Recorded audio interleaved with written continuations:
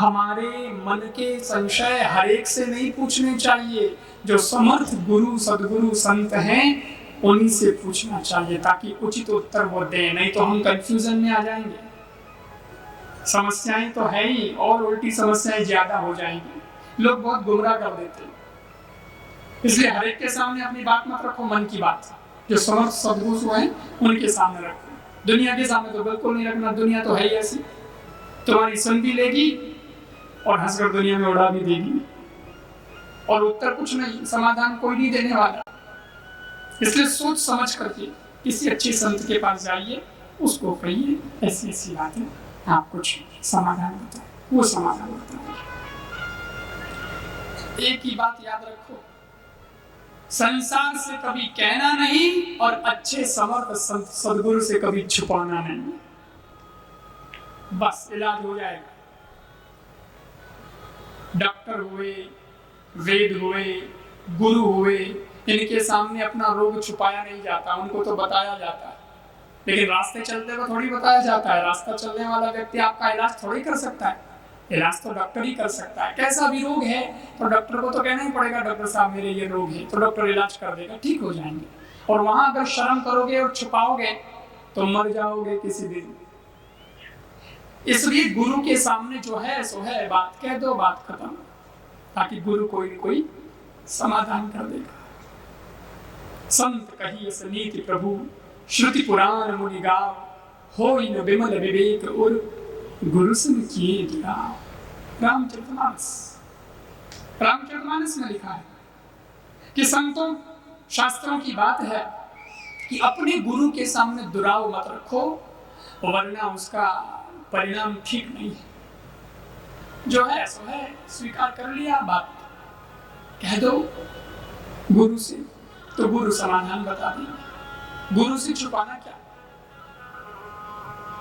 गुरु जी ये बात हो गई, अच्छा हो गया ठीक है, बुरा हो गया ठीक है, अब गुरु को कह दिया ना तो गुरु संभाल लेंगे, समाधान तो करेंगे, फिर उनकी जिम्मेवारी आ जाती है।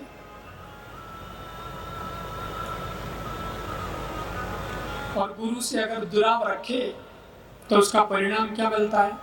सफलता नहीं मिलती उस व्यक्ति को। महाभारत की घटना है, बहुत बड़ा योद्धा था कर्ण।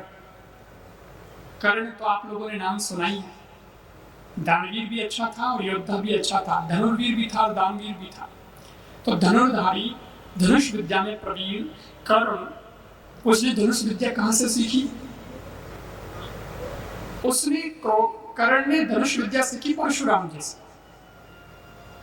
और परशुराम जी से विद्या सीखी, ऐसी जबरदस्त सीखी मत पूछो आप, क्योंकि परशुराम जी भी कोई कम नहीं थे धनुर्विद्या में। लेकिन सीखी कैसे आपको मालूम है? परशुराम जी भी कम तो नहीं थे, गुरु तो महान थे, मगर परशुराम जी का एक नियम और था। हाँ, नियम क्या था? नियम यह था कि वो केवल ब्राह्मणों को ही सिखाते थे, क्षत्रिय को नहीं सिखाते थे। अब ब्राह्मण लोग सीखते तो थे लेकिन कम सीखते थे, बाकी ज्यादातर ये लड़ने का काम किसका था? क्षत्रिय लोगों का, राजा लोगों का, क्योंकि उनको राजपाट संभालना होता था तो सब सीखना पड़ता था। अभी कर्ण को सीखने की आवश्यकता पड़ी, पर उसको लगा कि परशुराम जी से सीखना है, क्योंकि मास्टर तो वो है, तगड़े गुरु तो वो हैं, और वो मेरे को ऐसे तो सिखाएंगे नहीं। परशुराम जी को क्षत्रियों से बड़ा 36 का आंकड़ा था इनके क्षत्रियों के, परशुराम जी के। इसलिए तो परशुराम जी ने 21 बार क्षत्रिय विहीन धरती कर दी थी।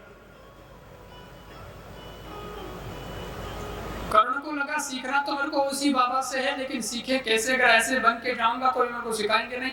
ऐसा करो, वो ब्राह्मण को सिखाते हैं, मैं ब्राह्मण बन के चला जाता हूँ। तो परशुराम जी के सामने कर्ण ब्राह्मण बन के गया, बिल्कुल पंडित ब्राह्मण बन के, और परशुराम जी से बोला, आपसे मैं विद्या सीखना चाहता हूँ, आप मुझे शस्त्र विद्या सिखाएं, ब्राह्मण बालक हूँ। परशुराम जी बोले, ब्राह्मण हो? जी, ब्राह्मण को तो हम सिखाएंगे, हमारा नियम है, ब्राह्मण को ही सिखाते। आओ, स्वागत है आपका आश्रम। बड़े अच्छे से सिखाई उसको, एक चीज सिखाई ऐसे ऐसे चलाना, ये शस्त्र ये काम आता है, ये वायु अस्त्र, ये पवन अस्त्र, ये अग्नि अस्त्र, ये वो सब, इसका मंत्र ये, इसका ये, इसको ऐसे चलाते हैं, इसको ऐसे टाइम में यूज करते हैं, बहुत सारी बातें होती है शस्त्र की, वो सारी उसने सीखी। अब दिन चल रहा था और अब कोई 2-4 दिन और रहे होंगे पूरा कोर्स होने में, और उसके बाद कर्ण निष्णात होकर के वहां से निकलने वाला था आश्रम से।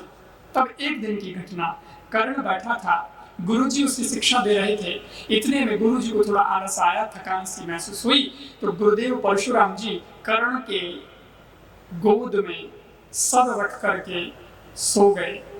ऐसे ही बोल रहे थे और बोलते बोलते फिर कहा कि अब थोड़ा आराम कर लेते, तो गुरु हैं, शिष्य के गोद में सर रख करके सो सकते हैं, बिल्कुल ऐसे ही शिष्य की गोद में सर रख करके गुरुजी सो गए।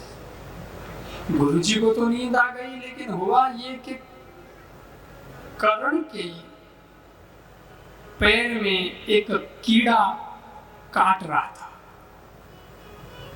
और उसने भी इतना भयंकर काटा। अब सुना है कि इंद्र ही था वो कीड़ा भी,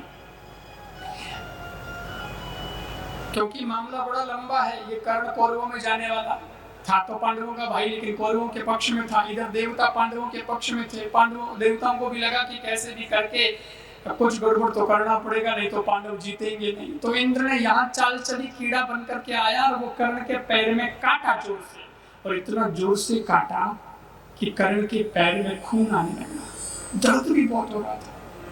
पर कर्ण को लगा इस वक्त गुरुजी मेरी गोद में सर रख कर के आराम फरमा रहे हैं, अगर मैं जोर से ऐसे हिला, झटका लगाया, तो गुरुदेव की निद्रा में खलल पड़ेगा, और ये तो ठीक नहीं है। मैं शिष्य हूँ, गुरुजी को ऐसे कैसे नींद में से उनकी नींद में खलल मेरी वजह से पड़े, ये तो ठीक नहीं है। तो कर्ण आंख बंद करके जैसे तैसे सहन करता रहा, दर्द हो रहा था लेकिन सहन किया, जबरदस्त सहन शक्ति थी कर्ण में, और खून तो निकल रहा था, और खून बहते बहते बहते बहते गुरुजी के हाथ पे लगा। जैसे अंग पे स्पर्श हुआ, गरम गरम खून का, गुरुदेव की नींद खुल गई। एकदम गुरुदेव उठे, गुरुदेव देखा खून आ रहा, अरे किसके पैर से, कहाँ से कहा, देखा तो हो खून तो कर्ण के पैर से आ। अरे शिष्य वत्स, ये खून? जी गुरुदेव, ये आप आराम फरमा रहे थे और मेरे पैर में कीड़े ने काटा, उसकी वजह से ये खून आने लगा, तो मैंने सोचा कि मैं हिल जाऊंगा तो आपकी नींद में खलल पड़ेगा, इसलिए मैं हिला नहीं, लेकिन ये खून बहते बहते आप तक आ गया, माफी चाहता। परशुराम जी ने देखा और कमाल कर दिया यार, शिष्य ने क्या कमाल का शिष्यत्व है। बैठा रहा, दर्द सहन किया, पर गुरु के लिए भक्ति तो जबरदस्त है। पर दूसरे क्षण परशुराम जी की आंखों का रंग बदल गया, बोलने का ढंग बदल गया। परशुराम जी ने सोचा कि ये इतनी देर तक कीड़े के डंक को सहन करने वाला, इस दर्द को सहन करने वाला ब्राह्मण तो नहीं हो सकता, इसमें कुछ राज की बात है। शिष्यत्व है वो ठीक है, योग्यता है वो बहुत बढ़िया है, लेकिन इतना सहन कर लेना दर्द को, ये ब्राह्मण के बस की बात नहीं है भैया। ब्राह्मण के तो मच्छर भी काट जाते, तो ये कीड़े की मार को सहन कर लिया इसने, लगता ये कोई क्षत्रिय है, कोई राजपूत है।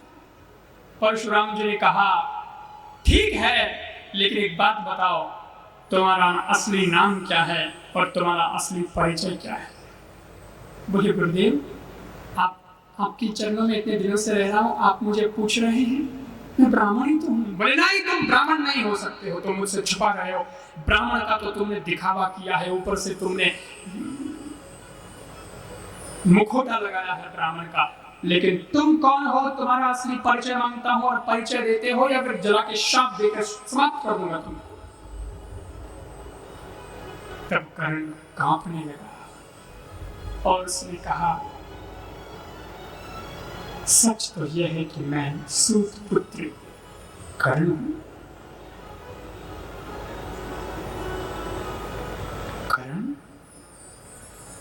तुम तो क्षत्रिय और यहाँ ब्राह्मण बन के आए। जी, आप क्षत्रिय को विद्या नहीं देते इसलिए मैंने नाटक किया, ब्राह्मण बन के आपके सामने छुप के रहा, असली रूप को छुपाया मैंने, क्योंकि विद्या जो लेनी थी, आप जैसी विद्या दूसरा कोई देता नहीं।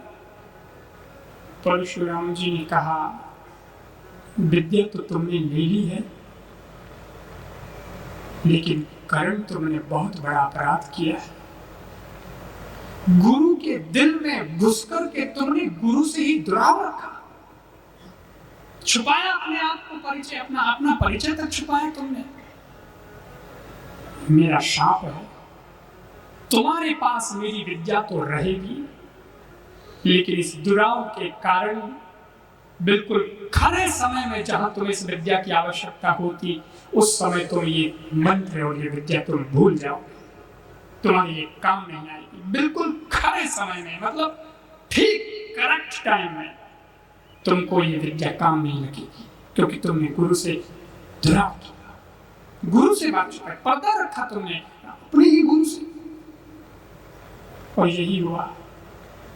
सज्जनों, कर्ण सीखा तो परशुराम जी से इतना था कि अब कोई उसके बराबर में नहीं था, एक अर्जुन था मात्र। अर्जुन और कर्ण ये टक्कर के योद्धा थे, और पूरे कौरवों में, दुर्योधन के साथियों में, मित्रों में, कर्ण भी तो दुर्योधन का मित्र था, उन सब में एकमात्र कर्ण ही ऐसा था जो अर्जुन को मारने में सक्षम था।